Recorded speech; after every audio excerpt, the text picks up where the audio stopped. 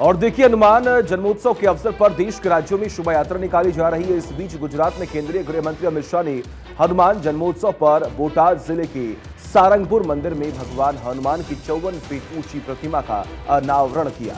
इस मौके पर काफी संख्या में साधु संत वहां पर मौजूद रहे। अमित शाह इसके अलावा वह सारंगपुर हनुमान मंदिर में बनाए गए विशालकाय गार्डन और भोजनालय का अवलोकन भी किया। देखिए रिपोर्ट।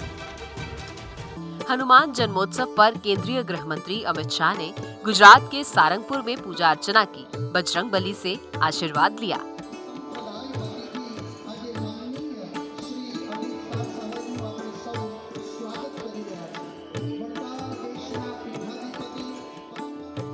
इस मौके पर अमित शाह ने हनुमान जी की विशालकाय प्रतिमा का अनावरण किया।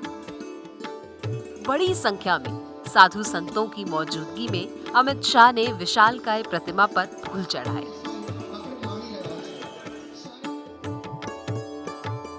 बीजेपी के लिए भी आज का दिन बेहद खास है। दुनिया की सबसे बड़ी पार्टी अपना स्थापना दिवस मना रही है। हनुमान जन्मोत्सव भी है और यही वजह है कि बीजेपी इस दिन को खास बनाने में लगातार जुटी हुई है। अहमदाबाद से करीब 150 किलोमीटर दूर सारंगपुर में हनुमान जी की 54 फीट ऊंची प्रतिमा का अनावरण किया और इसके अलावा अमित शाह ने मंदिर में नए भोजनालय का उद्घाटन किया, जो 7 एकड़ में बनाया गया है।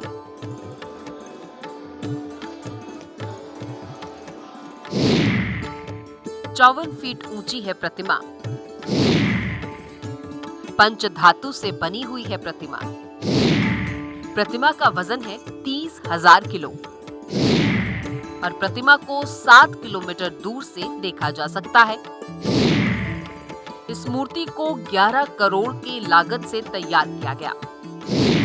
इस प्रतिमा के सामने 62,000 वर्ग फीट का विशाल गार्डन है और गार्डन में 12,000 लोगों के बैठने की व्यवस्था है और 11,990 स्क्वायर फीट में एम्फी थिएटर बनाया गया है। इस मंदिर में विराजमान हनुमान जी को कष्टभंजन कहा जाता है।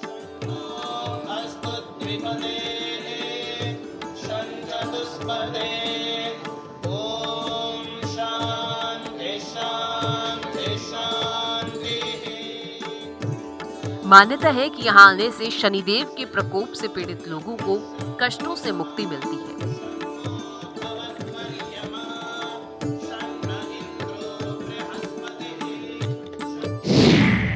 इस मंदिर की मान्यता है, भक्तों के कष्ट से भगवान हनुमान क्रोधित हो गए। हनुमान जी शनिदेव से युद्ध करने के लिए निकल पड़े। बजरंगबली से बचने के लिए शनिदेव ने स्त्री का रूप धारण कर लिया। दरअसल हनुमान जी ब्रह्मचारी हैं, तो वो स्त्री पर हाथ नहीं उठाएंगे। लेकिन हनुमान जी ने शनिदेव को पहचान लिया। इसके बाद शनिदेव ने हनुमान जी के चरणों में गिरकर माफी मांगी और तब बजरंगबली ने उन्हें अपने पैरों के नीचे रख लिया और तभी से कष्टभंजन हनुमान मंदिर में शनिदेव स्त्री रूप में ही बजरंगबली के पैरों के नीचे विराजमान है।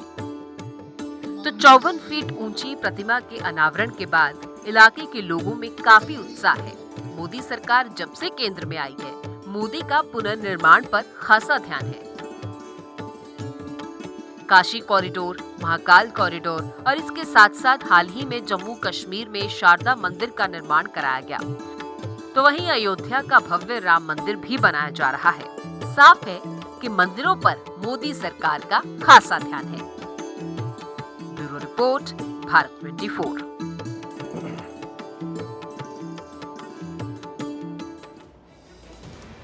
अब जरा आपको बताते हैं हनुमान मूर्ति की विशेषता आखिर है क्या। मूर्ति का मुकुट 7 फीट लंबा और लगभग 7.5 फीट चौड़ा है। हाथ आपको बता दें कि लगभग 6.5 फीट लंबे और 4 फीट चौड़े हैं। इसके अलावा आपको बताते हैं कि और क्या इस मूर्ति की खूबियां। मूर्ति का मुकुट 7 फीट है, हमने आपको बताया, और हाथ जो है लगभग 6.5 फीट लंबी और 4 फीट चौड़े हाथ हैं। इसके अलावा आगे बढ़े तो आपको बताएं कि हाथ के कड़े लगभग 1.5 फीट ऊंचे हैं और लगभग 3.5 फीट चौड़े हैं, ये हाथ के कड़े हैं। इसके अलावा आगे बढ़े तो आपको बताते हैं कि और क्या खासियत है। पैर जो है लगभग 8.5 फीट लंबे और 4 फीट चौड़े हैं। ये बगल में आपको मूर्ति भी हम आपको दिखा रहे हैं। हनुमान जी की गदा 27 फीट लंबी और लगभग 8.5 फीट चौड़ी है, जिसका अनावरण गृह मंत्री अमित शाह ने किया है। आगे बढ़ते हैं, अब आपको बताते हैं कि आखिर और क्या खासियत है इस हनुमान जी की मूर्ति की, क्योंकि देखिए बेहद खास प्रतिमा जो है वो बनाई गई है और लोगों में भी काफी ज्यादा खुशी है कि इस मूर्ति का अनावरण गृह मंत्री अमित शाह ने किया है। तो ये हमने आपको बताया कि आखिर क्या विशेषताएं हैं खास तौर पर इस हनुमान मूर्ति की। आगे बढ़ते हैं, दिल्ली एनसीआर के सबसे बड़े गैंगस्टर दीपक बॉक्सर को दिल्ली की स्पेशल सेल मैक्सिको से पकड़कर भारत लेकर आई है टीम। गैंगस्टर की कोर्ट ने 8 दिन की पुलिस रिमांड दे दी है। दीपक बॉक्सर मैक्सिको फरार हो गया है और उसे लग रहा था कि मैक्सिको में महफूज है, मगर दिल्ली पुलिस ने मैक्सिको पुलिस और एफबीआई के साथ मिलकर ऑपरेशन को अंजाम दिया और पकड़कर भारत लाया गया। दिल्ली पुलिस की ये पहला इंटरनेशनल ऑपरेशन है, जिससे हम आपको एक रिपोर्ट के जरिए दिखाएंगे, समझाएंगे।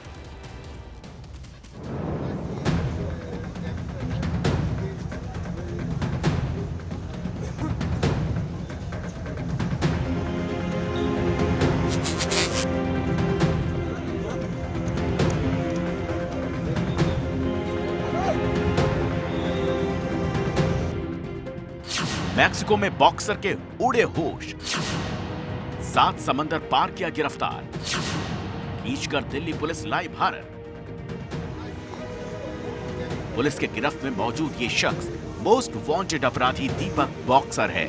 अपने विरोधियों की हत्या करके जुर्म की दुनिया में सनसनी मचाने के बाद दीपक बॉक्सर जब पुलिस के निशाने पर आया तो विदेश फरार हो गया। मुगालते में था कि देश से बाहर निकल जाने पर कोई क्या कर लेगा। 7 समंदर पार ऐश में दिन काटने लगा, मगर दिल्ली पुलिस की स्पेशल सेल ने एफबीआई की मदद से इसे मैक्सिको में गिरफ्तार कर लिया। दिल्ली पुलिस केंद्रीय गृह मंत्रालय के अधीन आती है। गृह मंत्री अमित शाह की दिल्ली पुलिस पर खास ध्यान है। हत्या, उगाही और पुलिस कस्टडी में अपने साथियों को छुड़ाने के आरोपी दीपक बॉक्सर को पकड़ने के लिए अमित शाह ने खास निर्देश दिया था। यही वजह है कि दिल्ली पुलिस ने दीपक को पकड़ने के लिए अपना पहला इंटरनेशनल ऑपरेशन अंजाम दिया, और ये इतने गुप्त तरीके से हुआ कि दीपक बॉक्सर को समझ में नहीं आया। दीपक बॉक्सर काफी चालाकी से भारत से फरार हुआ था और कई देशों से होता हुआ मैक्सिको तक पहुंचा, जहां से वो अमेरिका भागने के फिराक में था। लेकिन इससे पहले दिल्ली पुलिस को इसकी खबर लग गई। ब्रीफ कर चुके हैं और इसमें तमाम एजेंसीज की बहुत कोऑपरेशन रही स्पेशल सेल को, और हमारे स्पेशल सेल के स्टाफ ने बड़ा एक्सटेंसिव काम किया, और एफबीआई के जो लोग हैं वो भी यहाँ पे मौजूद हैं जिन्होंने बहुत हमारी हेल्प करी इसमें, और इसके अलावा Mexican police, ministry of external affair, और जैसा कि हम पहले भी बता चुके हैं कि गृह मंत्री साहब के निर्देश के बाद ये स्पेशल जो एक फ्यूजिटिव्स थे जो कि वांटेड थे, इन पे कार्रवाई करी गई है। और उसके तहत एक बड़ी कामयाबी है कि इतने कोऑर्डिनेटेड एक्शन से पहली बार इतने डिस्टेंट जगह से, मैक्सिको जैसी जगह से, दीपक बॉक्सर ने मुरादाबाद के रवि अंचिल के नाम और पते पर फर्जी पासपोर्ट बनवाया था, जो 19 दिसंबर 2022 को जारी हुआ था, और इसी फर्जी पासपोर्ट के जरिए विदेश फुर्र हो गया दीपक बॉक्सर। कोलकाता से दुबई पहुंचा, दुबई से होते हुए वो कजाकिस्तान और फिर तुर्की पहुंचा, यहां से वो स्पेन गया, वहां से कई रास्तों से होते हुए वो आखिरकार मैक्सिको पहुंच गया। मैक्सिको पहुंचने के बाद दीपक अपने आप को महफूज समझने लगा। दीपक को लगा कि दिल्ली पुलिस उसके आसपास तक नहीं पहुंच सकेगी, मगर कुख्यात बॉक्सर को यही मुगालता भारी पड़ गया। दीपक बॉक्सर पर दिल्ली पुलिस की खास नजर थी। ऐसे में आपको दीपक बॉक्सर तक दिल्ली पुलिस के पहुंचने के बारे में बारीकी से जानकारी देते हैं। पुलिस के दबाव के बाद दीपक अपने कजन रविंद्र के साथ विदेश फरार हो गया। इस्तांबुल में पैसे कम पड़ गए तो रविंद्र को लौटना पड़ा। इसकी भनक दिल्ली स्पेशल सेल को लगी। 16 मार्च 2023 को पुलिस ने रविंद्र को अरेस्ट कर लिया। रविंद्र की गिरफ्तारी के बाद बॉक्सर की लोकेशन ट्रैक होती रही। दीपक सभी देशों में कम्युनिकेशन के लिए एक ही आईपी एड्रेस का इस्तेमाल करता रहा। इसी आईपी एड्रेस के आधार पर दिल्ली पुलिस ने एफबीआई की मदद से बॉक्सर को गिरफ्तार कर लिया। कहा जाता है कि अपराधी कितना भी शातिर हो, एक ना एक दिन पुलिस की चंगुल में फंस ही जाता है। दीपक बॉक्सर भी दिल्ली पुलिस की गिरफ्त में आ गया। दिल्ली पुलिस ने उसको 6 देशों में ट्रैक किया। उसके साथियों से पूछताछ और टेक्निकल इनपुट की मदद से पुलिस को पता चला कि वो मैक्सिको में है। इसके बाद पुलिस ने वहां पहुंचकर उसे गिरफ्तार कर लिया। दीपक बॉक्सर हरियाणा के सोनीपत जिले के गन्नौर का रहने वाला है। करीब 7 साल पहले वो चर्चा में आया। 7 साल पहले दीपक ने गोगी गैंग के सरगना को पुलिस हिरासत से भगाया था। सितंबर 2021 में रोहिणी कोर्ट कॉम्प्लेक्स में 2 लोगों ने गोगी को गोली मारी। गोली लगने से जितेंद्र मान उर्फ गोगी की मौत हो गई। इसके बाद दीपक बॉक्सर गोगी गैंग का मुखिया बन गया। ये गैंग लॉरेंस बिश्नोई की गैंग के साथ मिलकर काम करती थी। दीपक बॉक्सर पर 1-2 नहीं बल्कि कई आपराधिक मामले हैं। भारत के मोस्ट वांटेड अपराधियों में से एक है। 5 साल में मर्डर और उगाही जैसे 10 मामले हैं। अगस्त 2022 को बिल्डर अमित गुप्ता की हत्या का आरोप है। 2 साल पहले जीटीबी अस्पताल में पुलिस पर हमला करने में शामिल था। मैक्सिको में पकड़े जाने के बाद उसे भारत लाया गया। उसके बाद पटियाला हाउस कोर्ट ने उसे 8 दिन की पुलिस रिमांड पर भेज दिया। अब स्पेशल सेल ये पता लगाने की कोशिश करेगी कि दीपक का संबंध किन किन गैंगस्टर से है और उसके बाद दिल्ली पुलिस सारे लिंक की तफ्तीश करेगी। Bureau report, Bharat 24। और देखिए, देश भर में ऑनलाइन पेमेंट सर्विस में क्रांति लाने वाले यूपीआई आने वाले दिनों में और भी क्रांतिकारी हो सकता है। दरअसल आरबीआई ने इसको लेकर बड़ा ऐलान किया है और इस ऐलान के बाद माना यह जा रहा है कि आने वाले दिनों में यूपीआई से लोन मिलने की उम्मीद है। आखिर कैसे, अब आपको बताएंगे। देखिए, यूपीआई के जरिए फ्री सेक्शन क्रेडिट लाइन का आरबीआई का ऐलान यहां पर कर दिया गया है। इसका मतलब भविष्य में लोगों को यूपीआई से ही अब लोन भी मिल सकेगा। आगे बढ़ते हैं। यूपीआई का इस्तेमाल करने वाले लोगों को फायदा पहुंचेगा क्योंकि सारी चीजें अब बहुत इजी हो जाएंगी। छोटी अवधि के लोन या पर्सनल लोन मिलने की उम्मीद अब ज्यादा बढ़ जाएगी। क्रेडिट कार्ड की तरह ही सुविधाएं यूपीआई से भी अब मिल सकती, जिसका फायदा अब आम जनता को मिलेगा। इसके अलावा आरबीआई ने इस संबंध में अभी डिटेल्ड गाइडलाइन जारी नहीं की है। अभी सिर्फ और सिर्फ एक इंफॉर्मेशन दी गई है कि आने वाले वक्त में यूपीआई के जरिए ही अब लोन मिलेगा और आरबीआई ने इस संबंध में अभी भी कोई भी ऑफिशियल अनाउंसमेंट या गाइडलाइन जारी नहीं की है। राम भक्त सच्चा, चप्पा चप्पा भाजपा। प्रधानमंत्री नरेंद्र मोदी की अगुवाई में आज ये सच साबित हो चुका है। यानी कहा जा सकता है, प्रत्यक्ष को प्रमाण की जरूरत नहीं होती। नरेंद्र मोदी की सत्ता संभालने के बाद बीजेपी ने दिन ब दिन नया कीर्तिमान स्थापित किया। अटल बिहारी वाजपेयी का दौर बीजेपी के लिए बहुत अच्छा दौर था, जो नरेंद्र मोदी के सत्ता में आने से स्वर्णिम काल में तब्दील हो गया। आज देश और दुनिया में मोदी की अगुवाई में बीजेपी अलग पहचान बना रही है।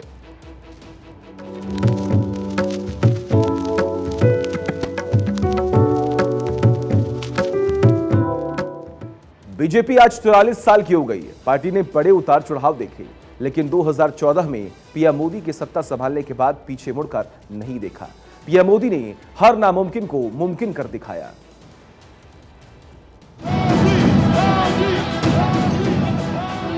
नमस्कार, आपनारा केमन आছেন? अटल की विरासत से मोदी मैजिक तक।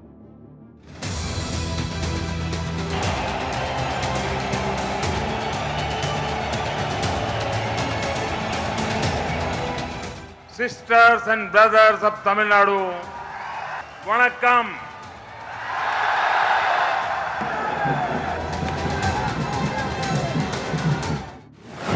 पीएम मोदी का मेगा प्लान, दुनिया में बढ़ा मान।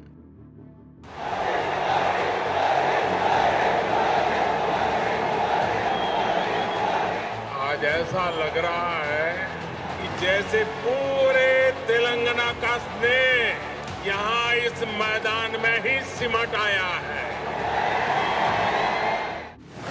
पीएम मोदी का विजन हाई, विरोधी हुए धराशायी। देश दुनिया में बढ़ा मान, मोदी बोले जय हनुमान।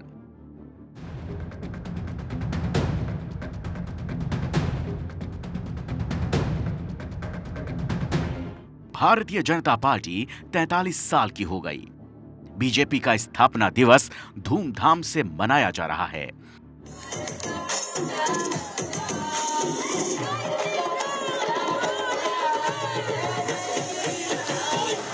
देश में बीजेपी का डंका बज रहा है। 2 सांसदों की जीत से शुरू हुआ सिलसिला 303 सांसदों की जीत तक पहुंच गया। हिंदुस्तान का हर कोना कह रहा है, मोदी तेरा कमल खिलेगा। ये सब मुमकिन हुआ है नरेंद्र दामोदर दास मोदी की वजह से। जब से नरेंद्र मोदी ने केंद्र में सत्ता संभाली है, बीजेपी दिन दूनी रात चौगनी तरक्की कर रही है। कमल राज्य दर राज्य खिलता जा रहा है। प्रधानमंत्री मोदी की अगुवाई में देश के 16 राज्यों में आज भी बीजेपी की सरकार है। यह आंकड़ा 21 तक पहुंचा था। वजह साफ है, जहां चुनाव होता है, चेहरा सिर्फ और सिर्फ नरेंद्र मोदी का होता है। हर चुनाव में यही कहा जाता है, मोदी हैं तो मुमकिन है। प्रधानमंत्री नरेंद्र मोदी ने हर नामुमकिन को मुमकिन करके दिखाया है। नॉर्थ ईस्ट में जो कभी बीजेपी के लिए दूर की कौड़ी माना जाता था, आज वहां हर तरफ कमल खिल रहा है। कहा भी गया है, कवन सो काज कठिन जग माही, कवन सो काज कठिन जग माही, जो नहीं होई तात तुम्ही पाही, तुम्हें पाई। यानी ऐसा कोई भी काम नहीं है जो पवन पुत्र हनुमान कर नहीं सकते। प्रधानमंत्री नरेंद्र मोदी की अगुवाई में बीजेपी अपने स्वर्णिम काल में है। केंद्र में मजबूत सरकार है। विपक्ष के पास मोदी के मुकाबले कोई चेहरा नहीं है। बीजेपी के सुनहरे सफर का अंदाजा इस बात से लगाया जा सकता है, जब नरेंद्र मोदी ने 14 मई 2014 को सत्ता संभाली तो देश के सिर्फ 7 राज्यों में बीजेपी की सरकार थी। देश की 27% आबादी पर बीजेपी राज करती थी। प्रधानमंत्री मोदी ने जब सत्ता संभाली, आंकड़ा 2018 में बिल्कुल बदल गया। देश के 21 राज्यों में बीजेपी और उसके गठबंधन की सरकारें बनी और देश की 76% आबादी पर बीजेपी राज करने लगी। ये बीजेपी का स्वर्णिम काल था। वहीं 2017 में देश के 5 राज्यों में हुए विधानसभा चुनाव में नरेंद्र मोदी ने 180 सीट पर प्रचार किया, जिनमें से 140 सीट पर बीजेपी और गठबंधन की जीत हुई। अगर इसको स्ट्राइक रेट के तौर पर देखा जाए तो ये 78% रहा। वहीं 2018 में 3 राज्यों के विधानसभा चुनाव में प्रधानमंत्री मोदी ने 27 सीटों पर प्रचार किया, जिनमें से 13 सीटों पर बीजेपी को जीत मिली। वहीं स्ट्राइक रेट 48% रहा। मोदी जहां पहुंचे वहां अपनी अलग छाप छोड़ते हैं। मौजूदा वक्त में बगैर नरेंद्र मोदी के बीजेपी पार्टी के बारे में सोचना बेमानी लगता है। हनुमान जी का जीवन, उनके जीवन के प्रमुख प्रसंग आज भी हमें भारत की विकास यात्रा में प्रेरणा देते हैं, पुरुषार्थ के लिए प्रेरित करते हैं और हमारी सफलताओं में कहीं कहीं उन महान शक्ति के आशीर्वाद प्रतिबिंबित होते हैं।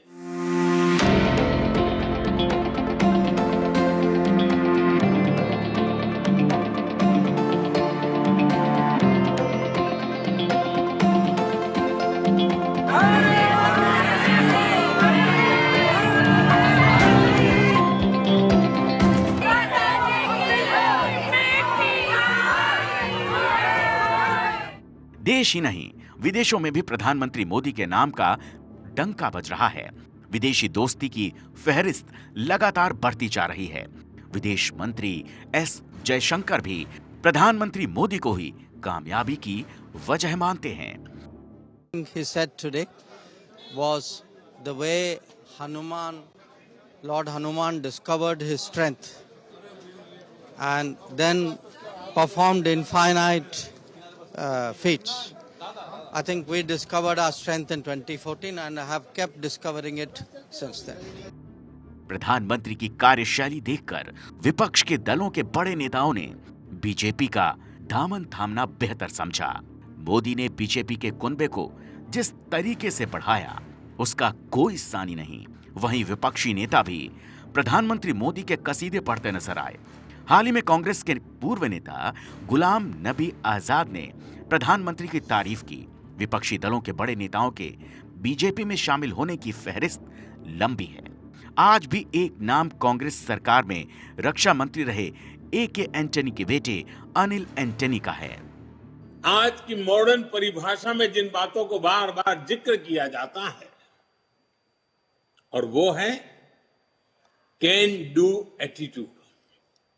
अगर हनुमान जी का पूरा जीवन देखें, डगर डगर पर पल पल हनुमान जी के भीतर की can do attitude, can do संकल्प शक्ति उनको हर प्रकार की सफलता लाने में बहुत बड़ी भूमिका अदा करती है। अमेरिका हो या रूस, हर कोई मोदी का गुणगान कर रहा है। पड़ोसी देश चीन और पाकिस्तान भी मोदी की नीति के कायल हैं। प्रधानमंत्री मोदी ने न केवल देश की राजनीति और शासन प्रशासन की कार्यशैली को बदला, बल्कि अपने कूटनीतिक कौशल से विश्व में देश का मान बढ़ाया। इसके चलते तमाम समस्याओं के बावजूद औसत भारतीय ही नहीं, विभिन्न देशों में रह रहे भारतवंशी भी आत्मविश्वास से भरे हैं। साथ ही ये मान रहे हैं कि देश के समक्ष जो भी चुनौतियां हैं, उनसे नरेंद्र मोदी के नेतृत्व वाली सरकार पार पा सकती है।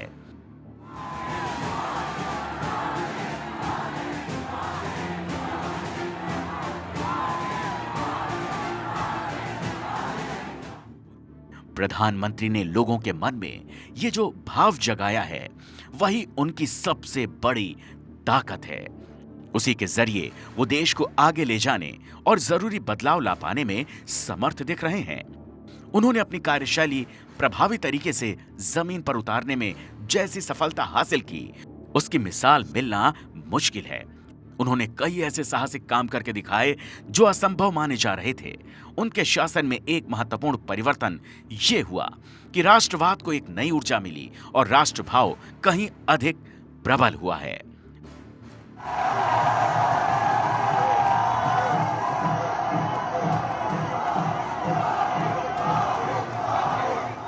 Bureau report, Bharat 24।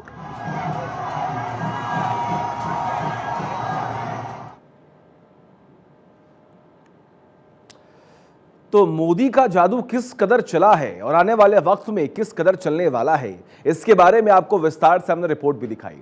अब जरा कुछ मुख्य बिंदु है, इसके बारे में भी आपको जरा समझा देते हैं।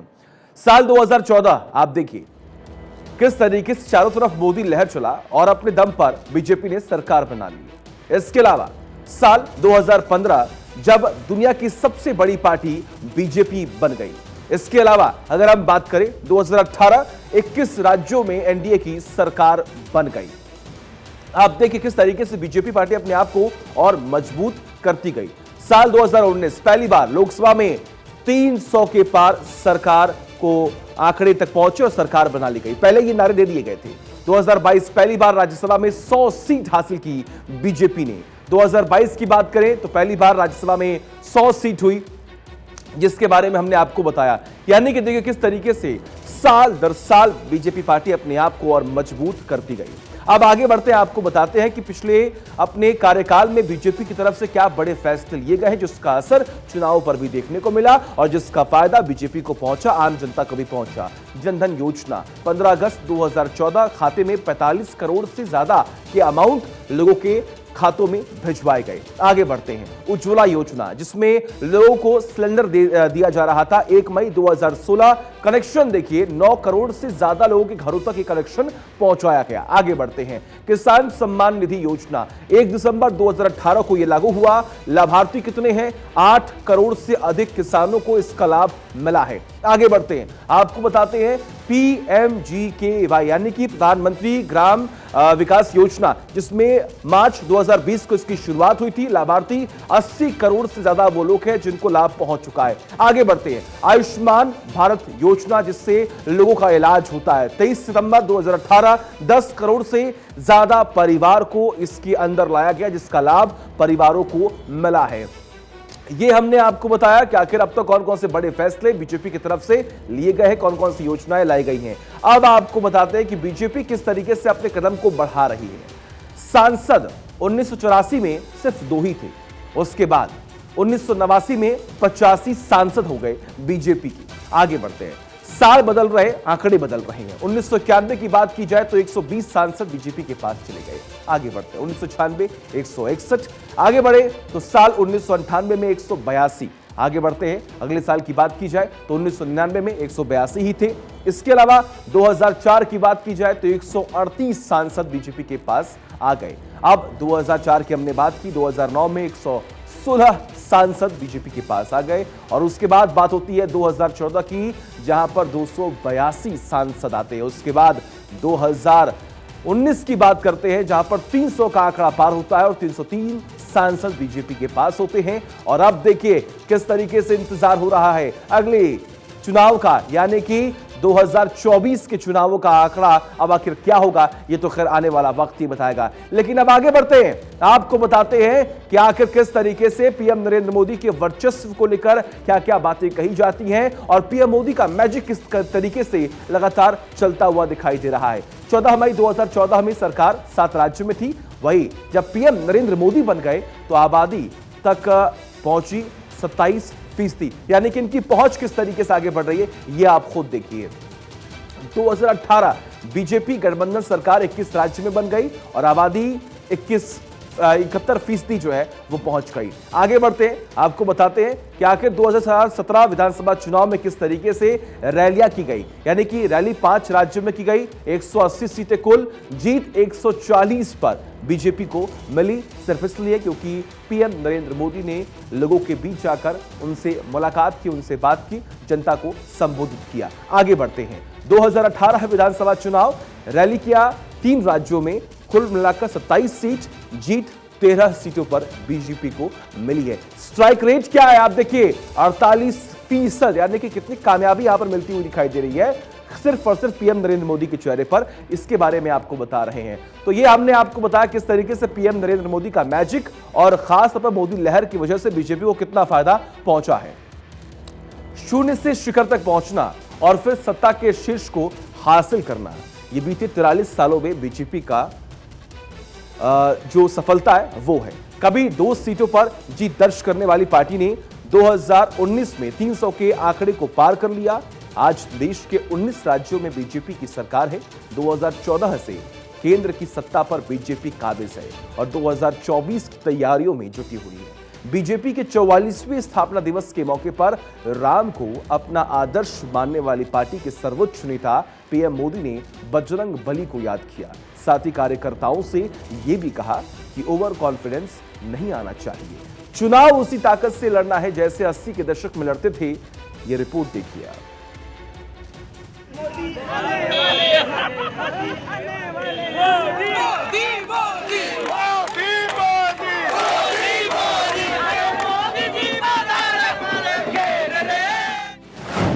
चप्पा चप्पा भाजपा से हर हर मोदी का सफर, तोड़ी हर भ्रांति, भारत में दिखे कमल क्रांति। अटल की आंखों का सपना मोदी ने माना अपना, विरोधियों को किया ध्वस्त, बीजेपी बढ़ी जबरदस्त। आस्था में भगवान राम बनता गया काम। कहा भी गया है,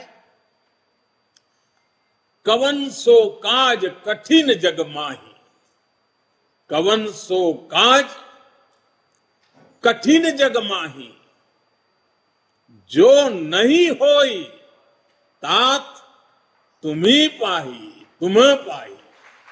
यानी ऐसा कोई भी काम नहीं है जो पवन पुत्र हनुमान कर नहीं सकते।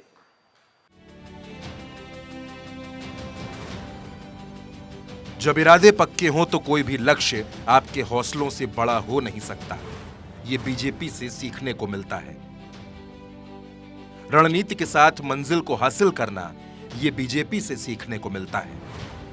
भगवान राम को अपना आदर्श मानकर सियासी पथ पर चलने वाली बीजेपी 43 सालों के शानदार सफर को पूरा कर चुकी है। मंजिल तक पहुंचने के ये रास्ते आसान नहीं थे, मुश्किलों से, चुनौतियों से भरे थे, लेकिन कार्यकर्ताओं को तरजीह देने वाली, बूथ लेवल मैनेजमेंट करने वाली बीजेपी लगातार बढ़ती गई। कभी बीजेपी को सिर्फ शहरों की पार्टी माना जाता था, लेकिन आज वो देश के गांव-गांव तक पहुंच चुकी है। भाजपा की 3 धरोहर अटल, अडवाणी, मुरली मनोहर के नारे के साथ बढ़ती हुई बीजेपी मोदी है तो मुमकिन है के दौर तक आ चुकी है। कभी गांव, गली, गलियारों, चौबारों में नारे लगते थे कि नजर अटल पर, वोट कमल पर। आज हर हर मोदी, घर घर मोदी के नारे लगते हैं। सत्य, सेवा, समर्पण की सूक्ति को लेकर चलने वाली बीजेपी सबका साथ, सबका विकास, सबका प्रयास और सबका विश्वास के संकल्प पर भी आगे बढ़ रही है। धरती के लोगों को प्रणाम करता हूं। 2 सीटों से 303 सीटों तक का सफर तय करने वाली पार्टी अब मिशन 400 पर काम कर रही है। 2014 और 2019 में प्रचंड विजय हासिल करने वाली भाजपा अब मोदी मैजिक के सहारे 2024 में हैट्रिक लगाने की तैयारी में है।